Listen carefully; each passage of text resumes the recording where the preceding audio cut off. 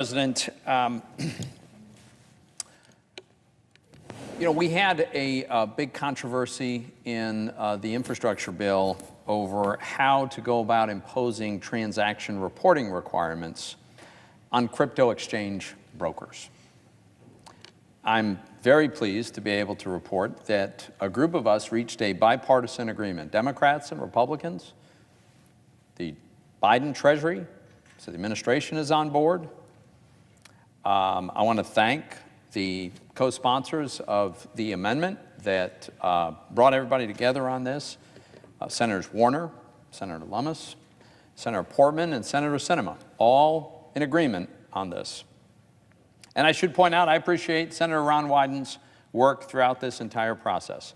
Let me just give a little bit of context here, and then I'm going to yield to some colleagues and then ask consent that we adopt this common sense change. So start off, we have very broad agreement, probably unanimous agreement, that centralized digital asset exchanges, when they behave as brokers, should be required to report transactions of their customers just like ordinary brokers do, stockbrokers, bond brokers. The problem is that the underlying text of this bipartisan infrastructure bill, while it attempts to do this, I think it's very significantly flawed in how it goes about it. The unintended consequence of the current text is that it will ensnare people and companies and impose this transaction reporting requirement on those to whom it shouldn't apply, and in some cases, people who couldn't even possibly comply. For example, the underlying text of this bill would impose this kind of transaction reporting requirement on crypto transaction validators.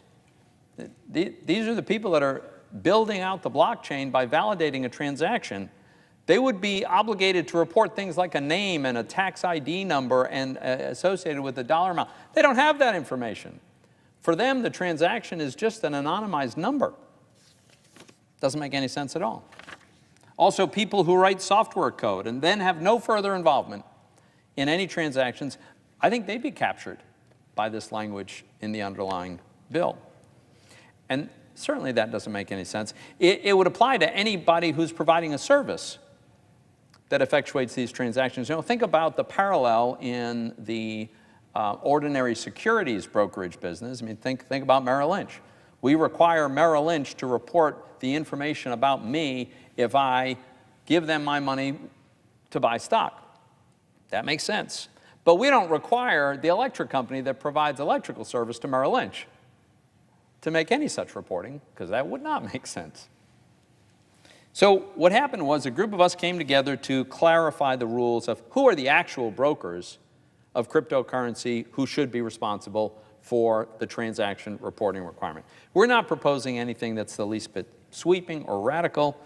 Our solution just makes clear that a broker means only those persons who conduct transactions on exchanges where customers are buying and selling and trading digital assets. We make sure that the bill does not sweep in software developers. It does not sweep in crypto transaction validators, regardless of which of the various methods they use for the validation.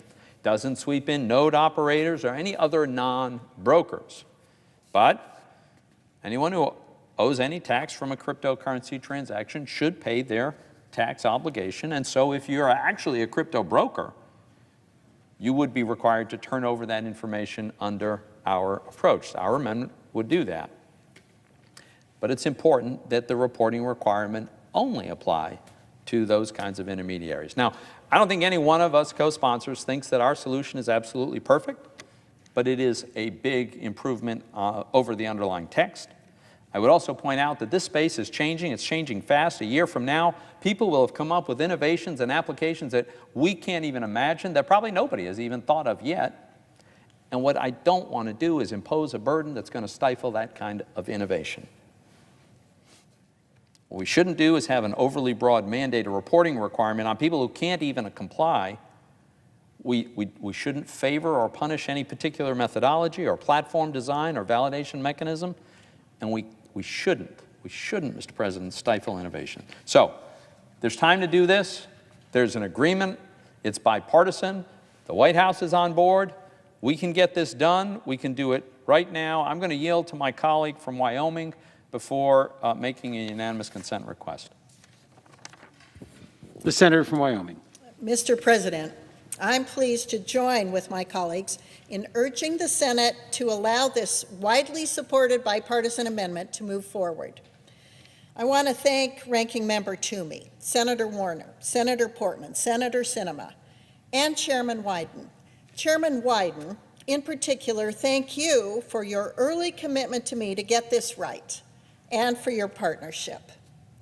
The amendment before us specifies that persons who validate distributed ledger data, including digital asset miners and stakers, and those who provide hardware and software wallets, are not required to report customer information to the Internal Revenue Service. This is essential because those persons would not have access to the customer information necessary to comply with this requirement anyway. Equally important in this amendment are clarifications to the definition of broker that will ensure that software protocol developers will not be swept up in IRS reporting requirements. Developers are the lifeblood of innovation, and subjecting them to reporting would have far-reaching implications on privacy and on the evolution of technology in this country, not to mention that most developers would not have access to useful data. This bill is very likely going to become law, and it's important that these changes become law along with the bill. That's why I urge my colleagues not to let the perfect be the enemy of the good. I recognize there's dissatisfaction on both sides of the aisle with the lack of opportunity to offer amendments and to expedite debate. However, I ask you to weigh those concerns against the importance of providing millions of Americans with additional clarity on the scope of their coming obligations to the IRS. America is a country of innovation. Right now, our financial system is evolving before our eyes in much the same way that the internet first began to find a foothold in the mid-1990s. Distributed ledgers, digital assets, and other forms of financial technology are in the early stages of transforming the way we share and store value. This amendment has started the debate on many difficult questions relating to financial technology that the Senate must address over the next few years. We're reacting to what was put before us. I wish that we were implementing from the get-go, but that's not where we find ourselves today. So let's get this broker definition as good as possible now, and then move forward this fall with other definitions that will be important to producing a regulatory sandbox for digital assets that allow innovators to keep innovating. We're in a difficult space right now. We're transitioning from the industrial economy to the technology, and it's a bumpy ride. It's disruptive for all of us, especially those of us who grew up in the end of the industrial age and are so new to this technology age. But we can adapt, we can be helpful, and we can help forge a very reasonable place for the innovators to work from. There's a proverb that says, "A journey of 1,000 miles begins with a single step." Mr. President, this amendment is the very first step in a long journey, and we're all going to take it together. This journey is about America renewing its commitment to innovation and retaining its role as the leader in the global economy for future generations. I look forward to working with each of you to make sure we get there, and I promise to be a partner to anyone willing to listen and learn. I urge my colleagues not to object and to allow this amendment to proceed to adoption. Thank you, and I yield back to the senator from Pennsylvania, Mr. Toomey. And I want to thank the senator from Wyoming for her very constructive leadership in this area, and I'll yield at this time to the senator from Ohio. I just want to say briefly to my colleague from Wyoming and my colleague from Pennsylvania, and also to our other colleagues who've worked with us over the past week or so, to come up with a good approach to this issue that is vexing, that we need to figure out how to get this into this legislation. So I support the amendment, of course. I think there's a general consensus that information reporting is a good thing, and that particularly for our constituents who are everyday holders of digital currency, they want to have that reporting in order to be able to pay their taxes properly. The vast majority of them are good, hardworking taxpayers who just want to be able to get what their basis is or what their information is from a broker, just as they would for a stock or a bond. So what we have done here through this language is ensure that while doing that, we're not putting a sweeping provision in place that includes people that shouldn't be included. As an example, and my colleague from Pennsylvania said it very, very well, we're not trying to bring in people who are involved in validating distributed ledger transactions through proof of work, commonly known as miners. We're also not trying to bring into proof of stake validation or stakers. And we're also ensuring that we're not bringing in people who are involved with hardware and software selling for digital wallets. They wouldn't be subject to these rules as well. And I think that was very important to make that clear. I think the language needed clarification. So I'm pleased with the amendment. I would hope that we'd be able to get it passed because I think it's very important to have it as part of this legislation. And I want to thank, again, my colleagues from Pennsylvania, from Wyoming, as well as Senators Warner, Sinema, Ossoff, Wyden, and others who have worked with us in this process. And thank you for bringing this amendment to the floor today. I thank the Senator from Ohio for his very constructive cooperation in this. And let me yield briefly to our colleague from Texas. Thank you. I want to thank the good efforts of the senators who have led the work in finding a compromise in this regard, in particular Senator Toomey and Senator Lummis, who've worked very, very hard on this issue. Bismarck said many years ago that there are two things you don't want to see being made: sausage and legislation. And when it comes to particularly ugly legislation, this component, the regulation of cryptocurrency, may take the prize for the ugliest we have seen. Moments from now, I expect that we are going to see objections to this compromise amendment that was negotiated. If we do in fact see objections, and if the underlying language in this bill goes into effect, it will have devastating effects. There is a new and exciting industry in the United States of cryptocurrency, whether Bitcoin or otherwise, that are generating jobs, entrepreneurs who are creating new values, new hedges against inflation, new opportunities, and it is fast-moving. It is dynamic. And this infrastructure bill, a bill being sold to the American people as let's build some roads and bridges, has one little portion in there designed to obliterate cryptocurrency. Now, I fully understand that there are some bureaucrats at the Treasury Department who have never seen anything they don't want to regulate the life out of. But if the underlying language in this so-called infrastructure bill becomes law, we will be destroying billions of dollars worth of industry in the United States. We will be destroying jobs in the United States. Many of those jobs are in my home state of Texas. And we will be sending them overseas. Listen, it isn't complicated. Cryptocurrency isn't tied to any particular piece of dirt. So the grand efforts of the United States Senate will be to say, we don't want those jobs in America. We don't want those resources in America. Go somewhere else. The ugly truth with which Bismarck understood, and which is particularly true on cryptocurrency, there aren't 5 senators in this body with any real understanding of how cryptocurrency operates. We have had no hearings on this. The Senate has had no hearings on this. The House, as far as I know, has had no hearings of this. And yet, this body is prepared to obliterate an industry willy-nilly.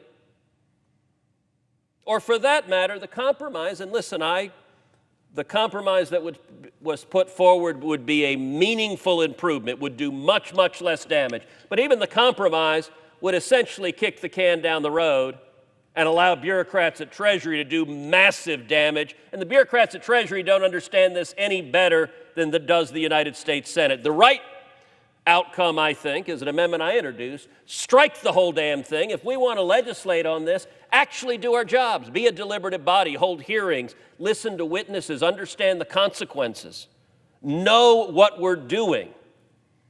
That would be the reasonable, rational thing to do. Don't just put out a rule of massive taxes and regulations with no understanding of the consequences and jobs and real people that would be hurt. For whatever reason, the Senate doesn't seem to want to behave reasonably or rationally. And I think the consequences are going to be long-standing of this foolish legislation. I think Senator Toomey and Senator Lummis have worked hard on a compromise to brunt the worst aspects of this legislation. And so I hope the proposal they put forward, or about to put forward, is adopted. But if it is not, I'm going to predict that every one of the 100 senators here is going to come to regret that this body took a part in destroying jobs and a budding industry that will provide billions of dollars of new opportunity. And if the Senate keeps on this course, we're going to send it instead overseas to our competitors. That would be a tragic mistake. Thank you.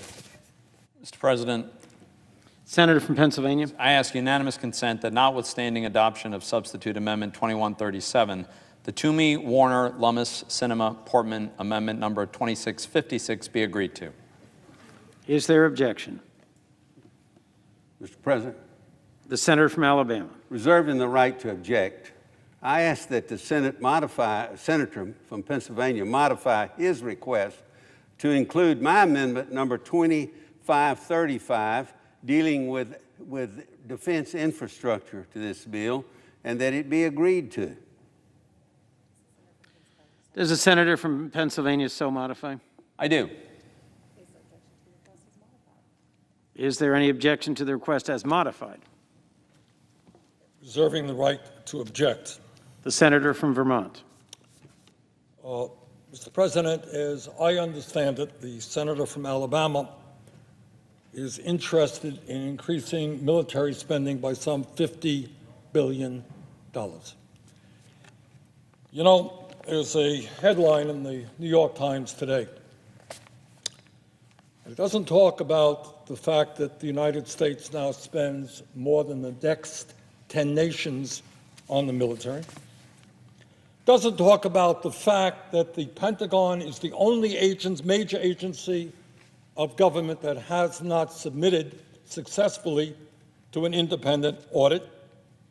Doesn't talk about the fact of huge profits among defense contractors. What it does talk about is a hotter future is now inevitable. A UN report says scientists urge immediate switch from fossil fuels to avert greater peril. So I would say to my friend from Alabama, if we're going to invest $50 billion, let us in fact invest in transforming our energy system so that we can save this planet for future generations and prevent the kind of unhealthy deterioration that we will inevitably see if we do not act. So, Mr. President, I object. The objection is heard. Mr. President, Senator from Delaware. President, I ask unanimous consent that notwithstanding adoption of substitute amendment number 2137, the Toomey Amendment 2656 be considered and agreed to. Is there objection? Mr. President, Senator from Alabama. reserving the right to object again, I ask that the senator modify his request to include my amendment number 2535 and that it be agreed to. Does the senator from Delaware so amend? I do not. Is there objection to the original request by the senator from Delaware?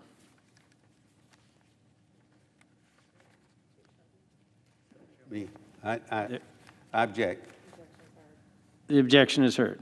Mr. President, Senator from Pennsylvania. so for people who've been watching this and aren't familiar with the bizarre practices in this body, I want to just explain briefly what just happened here. Because there's a difference of opinion on whether or not the senator from Alabama should get a vote on his amendment, because that is not agreed to, the body is refusing to take up an amendment that has broad bipartisan support that we all know fixes something that badly needs to be fixed. This isn't like a whim of the senator from Pennsylvania. There's like nobody who disputes that there's a problem here. You want to know the specifics of the problem? Here's, according to the underlying bill, this is what's going to pass. This is what's going to get sent probably ultimately to the president's desk. It's a reporting requirement, a transaction reporting requirement, including name, taxpayer ID number, dollar amount, date. It's imposed on any person who, for consideration, is responsible for regularly providing any service effectuating transfers of digital assets on behalf of another person. Well, look, I'm not even a lawyer, but I can read. It sounds to me like any service effectuating transfers, that would include validators. I don't know how that doesn't include miners, stakers, probably includes hardware and software wallets, software developers, all across any kind of platform. We're going to ask these people to provide information that they don't have and they can't get. In what universe does that make any sense at all? All I want to do is have a vote on an amendment that fixes this in a way that has bipartisan agreement, in a way that constrains this to apply narrowly to the people who actually are the intermediaries running a centralized exchange who have this information. But apparently we're not going to be able to do that, so we'll be back on this because we're going to do a lot of damage. Who knows how much innovation we're going to stifle? Who knows exactly how this, what kind of new apps just never emerge? You know, it's hard to predict what some kind of completely impossible mandate results in, but it's not good, and it's going to bring us back here having to try to clean up a mess which we could have prevented. I yield.